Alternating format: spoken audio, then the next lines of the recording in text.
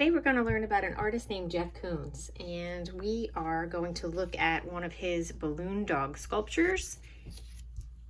And at the end of this video, we're going to create one of our own. We're going to learn about shape, form, shading from light to dark, and the Roy G. Biv prism within this project.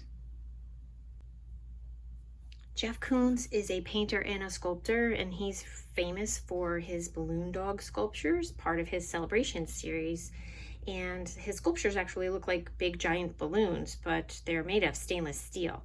And between 1994 and 2000, he created quite a few of them, and one of them last sold at auction for $58.4 million. I believe it's like one of the most expensive works sold by a living artist.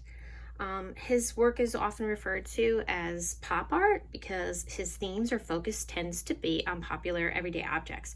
Today we're going to focus on shape, form, value, shading, and the prism by creating a Roy G. Biv pattern.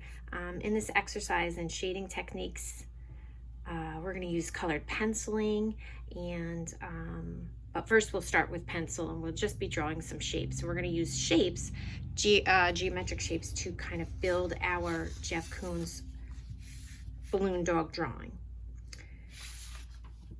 Let's get started. So to get started, you will need a piece of sketch paper, and if you don't have a sketch pad, you can use any, even a piece of copy paper. You might want to print out a copy of one of Jeff Koons' balloon dogs to use as a reference, and or you could just follow along with the video, and I will show you how you can draw one step by step. We're going to be using a lot of ovals. We might distort them a little bit, make them look a little more egg-shaped in some spots. Okay, and we're gonna start with one shape and just build upon that until we have our drawing. So we're gonna start first with an oval. We're gonna sketch very, very lightly with a pencil. Make sure you have an eraser handy. You'll also need some colored pencils or crayons, and you can get those when you're ready for the colored portion of the project. But for right now, we're gonna get started by sketching. And I always like to start with, even when I'm drawing a real dog, I like to start with the nose, or like the facial area of the animal. Okay, so I want to make sure I don't put it too close to the edge. I don't want to start it too far in the center because I'll run out of room for my tail. So I am gonna like pick a spot maybe in the first third of the paper, and that's where I'm gonna start to draw my first oval. And if I'm looking at the balloon dog image, I'm choosing this one. Okay, so it's a little wider here, it'll be a little thinner here, kind of like an egg shape. So I'm gonna sketch dark, but I don't want you to sketch dark. I want you to sketch lightly, because you're gonna see that I am gonna make some erasing marks. Okay, so I don't just draw and then never have to erase anything. So don't expect that you're just going to draw and never have to erase. Okay, that's why we have an eraser, so that we can make adjustments. Don't even call them mistakes, just say I have to make an adjustment. Now the end of the balloon where you tie the balloon, that's actually like the dog's nose. So we could call this the snout or part of the face. We're gonna draw like a cone shape. So you can start with a triangle shape, right? And then just put an oval at the end of it, and you can make the oval a little bigger so it looks like it hangs over the edge, and that you can create the illusion that that's the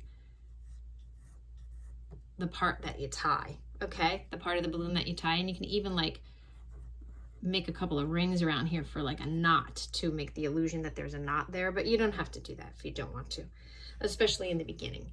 And now we're gonna put the ears in. So again, I have two ovals, but one overlaps, or in my drawing, it's gonna overlap the other one, so you don't see the full oval over here. So you're only gonna see this full oval. So I'm going to be looking at this. I wanna look at the way it's pointing and where it's attached. It touches this one. and it's a vertical oval. So this one was more of a diagonal or a horizontal oval. And now this one. And remember, I'm just using this balloon dog picture as a reference. Please don't feel like you want it to look like a balloon dog, but it doesn't have to be exact. Right now, we're just drawing the shapes. And now I'm gonna start the next one. It starts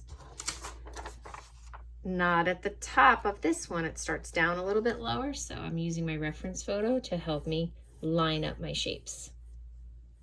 So now I have 2 ears, but one is behind the other. So we're using overlapping to do that. And the next part is the neck area. So I'm going to use another oval. It's on a diagonal. So I'm just going to come over here. I don't want to make it too long because I want to make sure I have room for my legs. But most of the shapes, with the exception of the legs, should be about the same size. This dog is more on a angle, a diagonal. He's standing diagonally. I drew this one like from a profile, so my legs are going to be about the same size. My back legs aren't going to look smaller. So right now I'm doing my neck. It's another oval, just connecting the shapes, and we're building a drawing. From here, I'm going to go to my first leg. And that's another oval. It's longer. It's on a slight diagonal. And I'm making it look a little smaller at the top, but wider at the bottom. Okay, so I have 1, 2, 3, 4, I have 5 shapes drawn in. My next leg is going to, again, just like I did with the ear, it's going to be tucked behind this leg. So you only see part of it. Part of it you don't see, okay? And now I'm going to draw another oval for my body. The torso, the middle section of the body. Abdomen. This part, like where the dog's belly would be, rather. And another oval right there. Okay. And now, instead of drawing from this view, from this vantage point, I'm just going to draw it as if it was a profile, like I did on this one. So now I'm going to flip back to this reference. And it's kind of like a mirror image of these shapes. It's very similar, but a diagonal going this way, okay? I'm going to start with the leg in front. And you can hold your pencil like this. You can hold however you feel comfortable sketching. And my sketchy lines I will be erasing at some point. What you want to make sure is that in order for it to really look like balloons, like you know how a clown would blow up a balloon at a party, you want to make sure that it looks really round here. You should never have points, okay? So the balloon is really round. And the other leg, you just see it tucked under here, just a sliver. Don't worry about extra sketchy lines. Those will all be erased before we even go in with crayons or colored pencils or whatever you're going to use. And now for the tail. And the tail is an oval, but then it's almost like those balloons that the clowns use, are those really long skinny ones. And if you don't blow it up all the way, you have like a little skinny section of balloon left over. So it makes a really cute tail. So we're going to just tuck in a tail right here by drawing another diagonal oval. They all have to touch and connect, so you don't want to have spaces in between. So they overlap a little bit. I think I need to make it a little wider at the top. And I could do an oval first, okay, just like so. And then I'm just going to come and make that little, like a long U shape. Beep. Right like that. Okay. So now I have a pencil sketch of my balloon dog. And the next step is I need to choose what color I want to use for my balloon dog. So on this one, I chose warm colors. So I used oranges and reds because I do want to be able to darken a bit. I actually, I may have used a little bit of a brown to get the shading to be a little bit darker and with my red, so it looked more like a burnt sienna, which is a type of reddish brown. But for the most part, I used orange, red. You could even use a little yellow to orange, like a yellow, orange, and red. So I'm going to scoop up my colored pencils and show you how I shade in the shapes so that they start to look like three-dimensional rounded forms with highlighting. Okay friends, so you can see that I have a variety. I'm going with the warm colors again. I'm going to follow my model that I have here, and I pulled out as many warm colors that I could find in my colored pencil bin, and I have a variety of different brands from Prismacolor to Crayola to Crazy Art, whatever you have. If you were doing cool colors, you would be choosing your blues, violets, and greens. You're going to need those colors anyway for our pattern in the background. But for now, you want to choose one color scheme, just one. So if you want to do a blue dog, you could use all different shades of blue. If you want to do an orange or red dog, you can use different shades of oranges and reds. And I even have a little yellow pulled because sometimes I like to go with yellow underneath my orange to make the color more vibrant, okay? But I don't want to confuse you, but you're picking one color scheme. So a color from the warm family or a color from the cool family. I chose warm, choosing red, orange, okay? So let's get started by shading one shape. The first thing I want to do is clean up my drawing a little bit. So I like to use my eraser, and I'm just going to move my colored pencils off to the side. And I want to use my eraser and just clean up any extra pencil lines. And I want to make sure all of my eraser shavings are off of my paper before I start coloring my design. And I just don't want the pencil to blend too much with the colored pencil on my outline. So that's why I really want to just clean up so that I only have one line, relatively one line to work with. If it's really messy on the outline, that can blend in with your colored pencil and just make it muddy. So I'm just going to take my paper and wipe off all those eraser shavings. I want to get them off the table too. I don't want them underneath my paper because it'll create a little print of that little bump.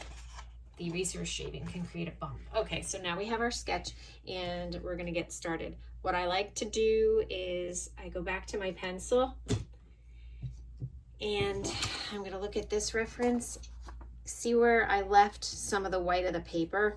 It's important with a drawing like this, creating the illusion of a balloon, even if you're doing bubble letters to look like balloons, you want to leave some white space. You don't want to draw these shapes dark. You just kind of draw these like little curved bubbles, I'll call them, like ovals. They follow the shape of, and they have to be round looking. They can't have any points on them. And it's just an illusion. You're pretending to show where the light is hitting your balloon sculpture drawing, okay? So I'm just gonna put some in these, like, pick a light source and it's coming from the left side of each one, kind of has one of these highlight bubbles on it, okay? So I would lightly sketch those in and pencil. The legs underneath here, you really don't need to show that. That one is going to be shaded in more dark anyway, more darkly. And this one too, I put one, but you don't necessarily need it there. Okay, so let's get started. When using colored pencil, I always like to work with my light color first and then move on to my darker ones. And you're going to want to have your pencils sharpened ahead of time so that you don't have to stop. And now, because we're working with an oval or a rounded shape, I want it to look round. I want to color on the round. So I'm just going to start in here with yellow. And even though I'm making more of like an orange red dog, I want to start with my yellow, and notice I'm just lightly, I'm not pressing too hard. I don't want the paper to get so full of colored pencil wax that I can't blend my colors. And that's a mistake that some students make when coloring with colored pencil because right in the beginning they press down too hard.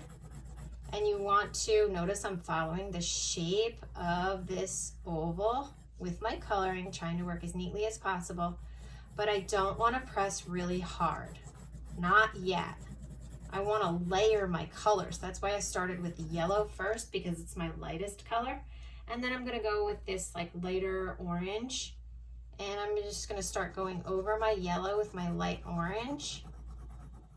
And shading around. Now, since my light source is over here on the left, this is going to be the lighter side in here, and the darker side of my shape will be on the right. So I can start pressing a little bit with my orange, but I want to wait because I also want to blend some red in there.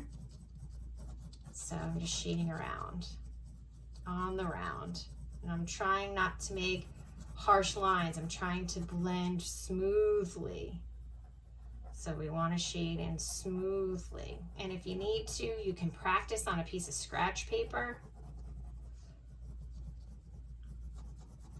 before you actually layer your colors. Don't practice on the back of your drawing. I would practice on an extra piece of scratch paper, just in case you feel like you've forgotten how to color neatly with colored pencils. We haven't been in school, in art class for a while.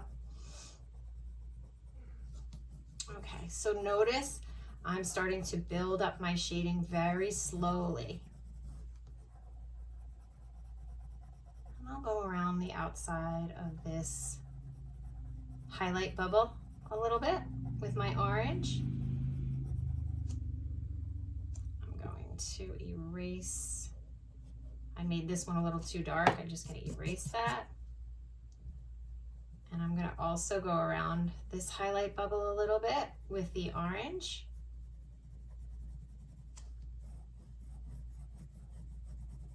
And if you're looking at a photograph of a Jeff Koons, you'll see where the highlights are, and you will see where your color should get a little lighter. You can use a lighter blue, and over here a darker blue, and then back here a lighter blue.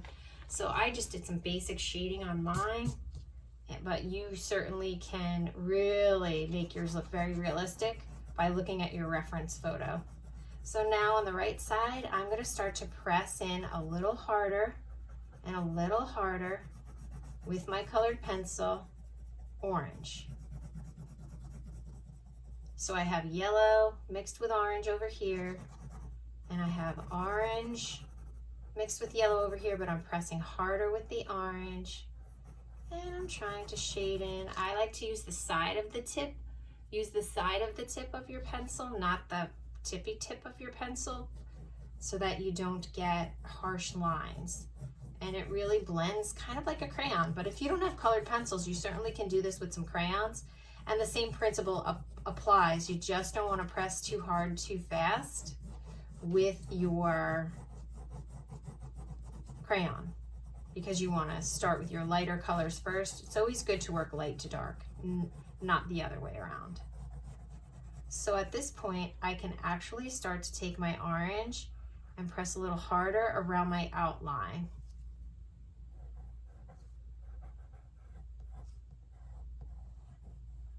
And it's gonna go over, I'm tracing over the pencil line because I really don't want to see that pencil line anymore. And again, I can come back in for a fourth layering. And now you can see the shading is starting to develop.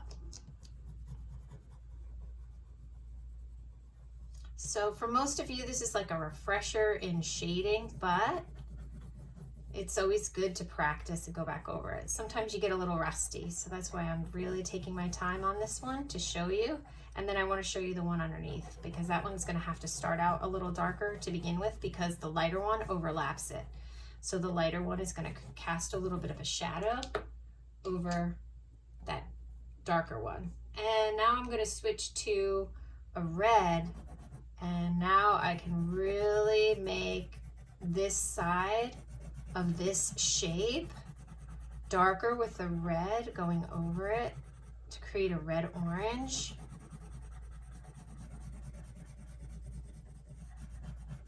And That's how we start to create that illusion. This shape is starting to look rounder already. Just by having a light source and having it look lighter here, and it gradually looks a little darker, I build it up slowly to the right.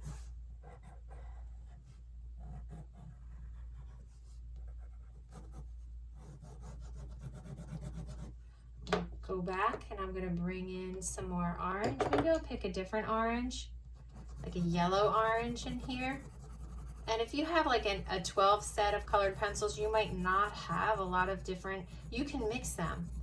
You might not have a lot of different colors, but you certainly can mix colors together to create new blends. Okay.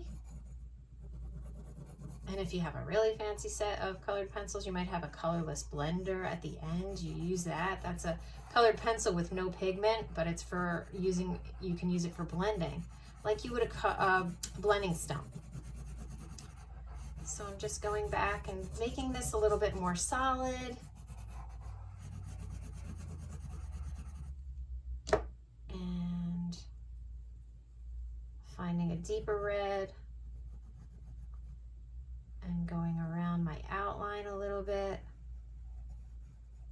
It's like a reddish brownish color. And look, just by putting that in, it really starts to make the shape stand out, and it's looking rounder already. Okay, so the next step is to draw in and shade in this one. So let me give this a little bit more of an outline before I do that. With my red colored pencil.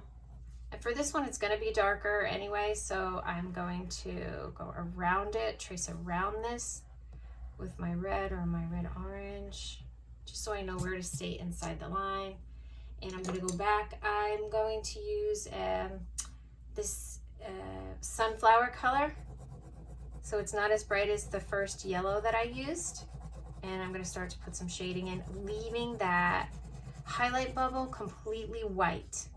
So you want to leave the highlight bubble completely white. And once I show you these two pieces, I'm shading on the curve. Once I show you these two pieces, I'll just do the rest on time lapse, and you can watch and stop it and watch again to follow along. Then I'm going to go to my orange. Now again, light sources on the left, the right side will be darker, so this side will be eventually darker than this, so it'll look like it's underneath, and it'll look like this one's overlapping. And that's how we create the illusion of overlapping. We use shading so that one edge is darker and the other edge would be a little lighter, appear to be lighter. And I'm shading around with my orange, and now I'm going to go to my red. If I press too hard with the first two colors, it's going to be really hard for me to get any more color onto the paper. The paper won't accept anymore. And sometimes if you're working on copy paper, it's a little tougher to shade in because it's a real smooth paper. Paper that has a little bit more, it's a little more textured and bumpy, it has more tooth, so it picks up more of the pigment of the colored pencil. So I just want, where the two shapes meet, I want it to be darker in here. So I need to switch to a darker pencil. This one is my red umber, so it's kind of like a reddish brown. And I can get some shading in there, make it look a little darker. And along the bottom here, and I curve it. Notice I'm curving it. And then I want to come back here with my red and give a nice outline.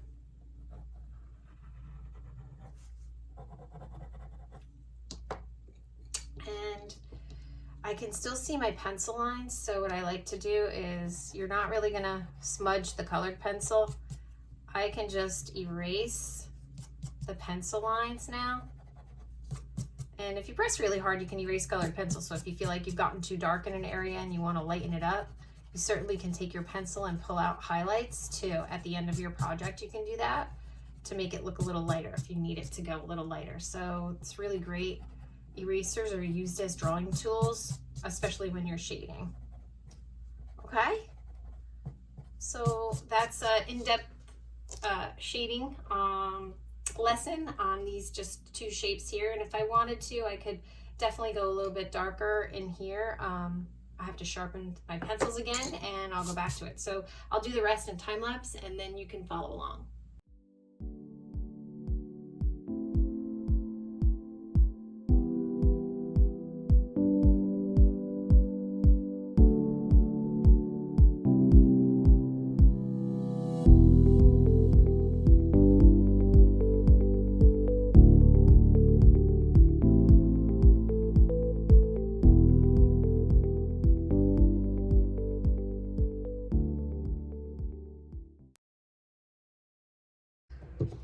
So there you have it. It's the basic shading for each individual balloon piece.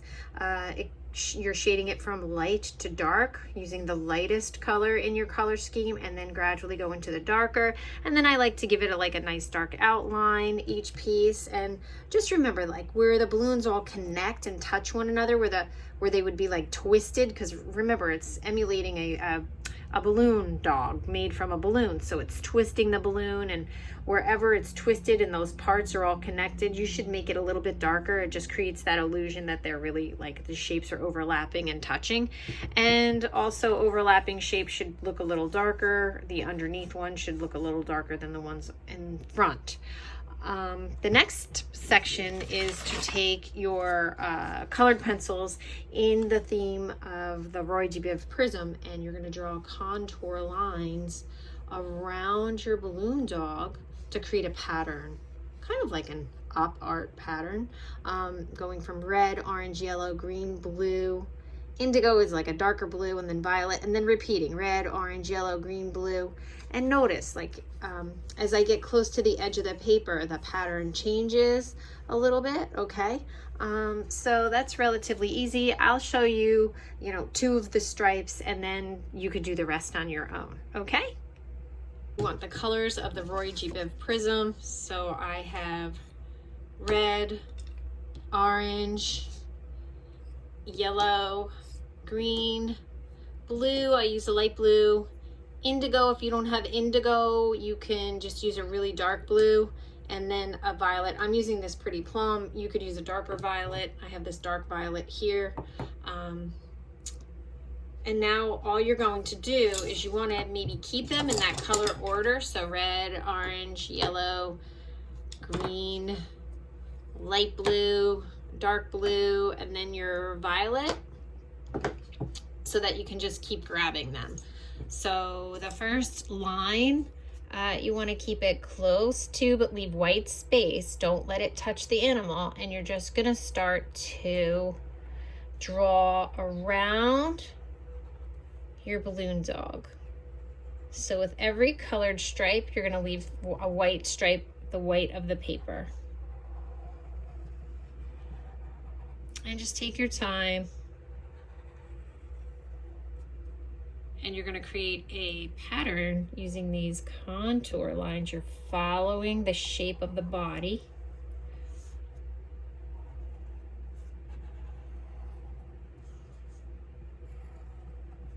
Don't let it touch. Oops, I got a little close there, so I don't want to go too fast. And you're probably going to have to sharpen your pencils a few times, especially the softer colored pencils. They're going to get dull really quick. So that's one stripe. Put the red back, grab the orange. Now I'm going to do my orange stripe.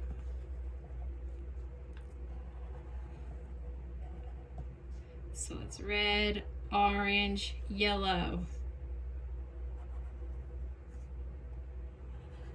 Roy, red, orange, yellow. G for green. Biv, blue, indigo. You can use dark blue if you don't have indigo. You won't have as many stripes if you use a crayon because it will have a fat or thicker tip. So a colored pencil, if you're gonna do this pattern in colored pencil, you will have probably more lines than if you used pencil. You just want to try to get through at least one prism. So red, orange, yellow, green, blue, indigo, and violet. So there you have it. And you would just keep going on and on, tracing around until you have your whole background filled up with the Roy G. Biv prism. I hope you enjoyed this video and learning about Jeff Koons' balloon dog sculpture and creating your own, learning about shading, contour lines, turning a two-dimensional geometric shape into a solid three-dimensional looking form with shading, and using a color scheme. I used a warm color scheme, maybe used a cool color scheme. Please take a picture of your artwork and upload it into the Google Classroom. Can't wait to see what you've created. Have a great day and enjoy making art. Bye.